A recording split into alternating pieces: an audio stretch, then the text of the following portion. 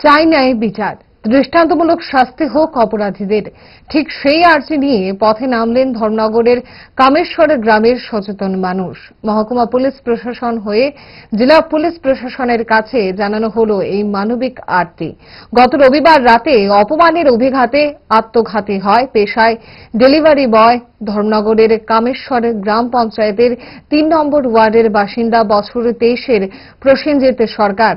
তার এই করুণ পরিণতির জন্য উস্কানি এবং প্ররোচনার অভিযোগ ওঠে ধর্মনগরের দুই যুবতী সঞ্জিতা ভট্টাচার্য এবং সুস্মিতা ভট্টাচার্যের বিরুদ্ধে। যদিও ঘটনার অবহিত পরেই গা ঢাকা দেয় ওই দুই অভিযুক্ত যুবতী। ঘটনা প্রকাশ্যে আসতেই ক্ষোভে ফুঁসতে থাকে ধর্মনগর শহরবাসী।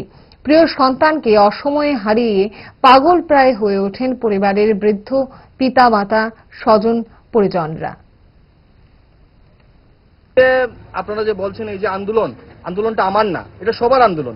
কে কি করবে কি হবে তা আমরা নিজেও জানি না। আমরা স্যারকে বলে এসেছি যে আমাদের যতটুকু সামর্থ্য আছে আজকের দিনের ভেতর পর্যন্ত আমরা এই আন্দোলনকে এবং পুলিশ প্রশাসনকে সময় দিচ্ছি যে ওনারা যাতে এই ঘটনার সাথে জড়িতদেরকে খুব শীঘ্রই অ্যারেস্ট করে মানুষের সম্মুখে নিয়ে আসেন। কারণ এই বিষয়টা আজকে প্রসেনজিৎ সরকার বা প্রসেনজিৎ সরকারের বাড়ির কথা না, এটা প্রত্যেকটা ঘরের ব্যাপার, প্রত্যেকটা এই সমগ্র ত্রিপুরা রাজ্যের ভারতবর্ষের মানুষের এটা একটা আবেগ হয়ে দাঁড়িয়েছে। তাই আমরা আজকের দিনটা আমাদের এই আন্দোলনকে স্থগিত রাখবো এবং কালকে সকালের ভেতরে যদি আমরা কোনো রেজাল্ট না পাই তাহলে আমরা আরো বৃহত্তর থেকে বৃহত্তর আন্দোলনে যাব। 14 दिसंबर को ऑलरेडी एक केस ले चुके हैं और जो इसमें इन्वॉल्व है 2 लड़कियां भी हैं उसमें और उनके घर पे रेड भी चल रहा है, वो लोग अभी भागे हुए हैं। हम लोग पुलिस जल्द ही इस केस में उनको अरेस्ट करके एंड बाकी कानूनी कार्रवाई होगी।